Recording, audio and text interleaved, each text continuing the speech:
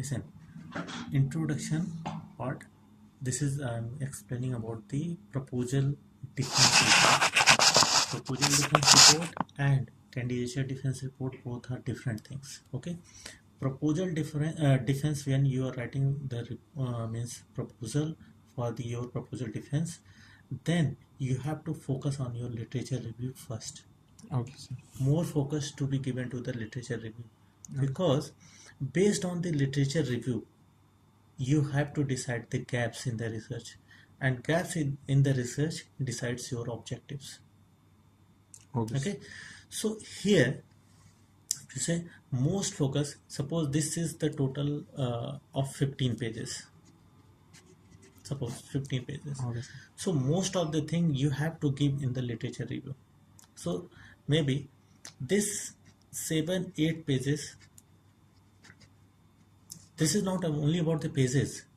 This shows that you have done all the, even though you are not giving all the literature review in this report, but you have gone all literature review, all the related, what is the your topic, you have gone all the literature review, and after that you found out that this is the problem statement. Okay. There may be one problem statement. You have to, problem statement is the broad thing. This is the broad area, or this is the main problem in this particular research. Okay. Then you come to the scope of the research. Scope of the research is basically means what is the scope, where it can be applied. Okay. Then you come to the research objectives. Research objective is the based on the problem, your problem statement and the research gap.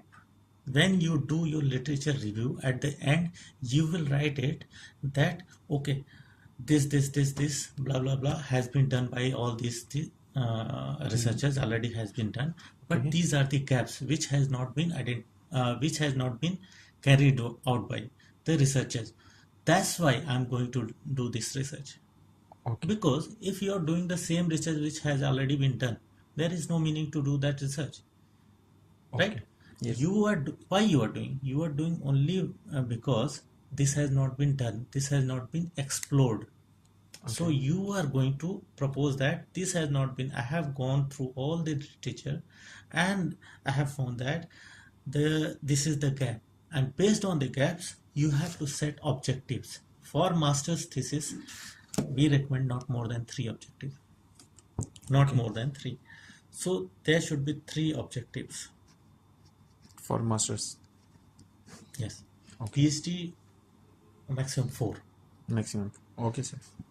This is maximum between 2 to 3, but should be 3 will be okay. 3 objectives, and these objectives based on your research gap. Okay. Objectives means precisely you are saying that this I will carry out in my research, this I will do it, this I will find out, this problem I will solve out. Okay, solve out. Okay. Then come to the experimental methodology.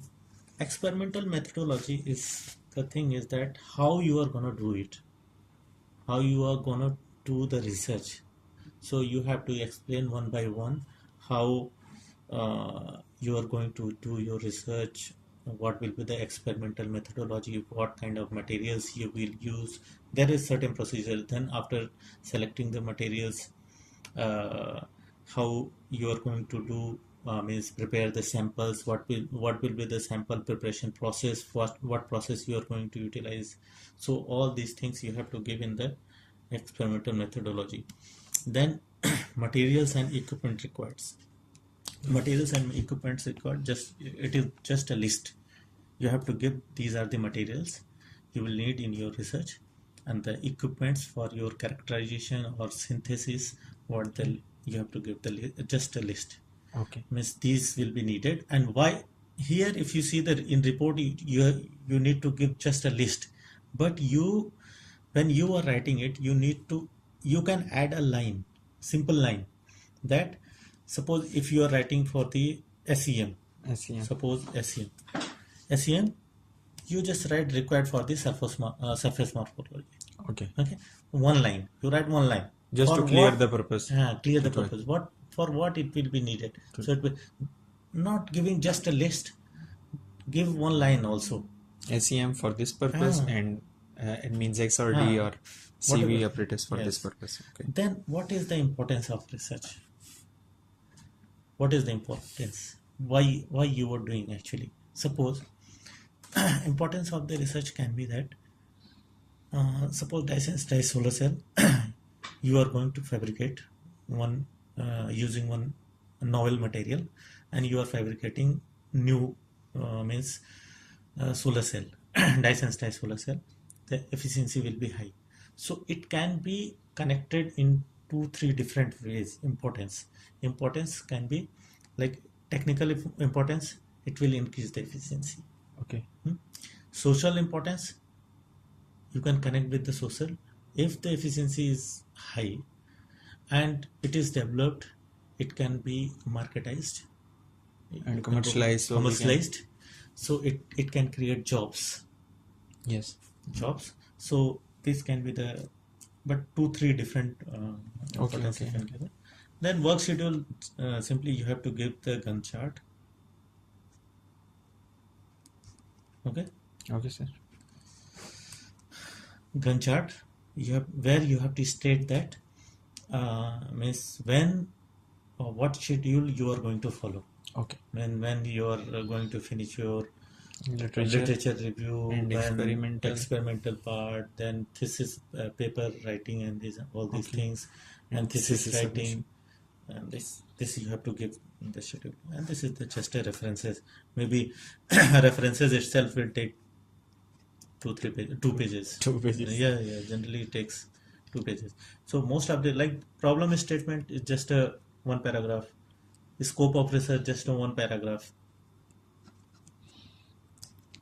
Okay, Okay, sir. this is also one paragraph. Means in between 250 to 300 words. Yeah. Same like. So these things, if you see, will not take a lot of the space Yes. in your research.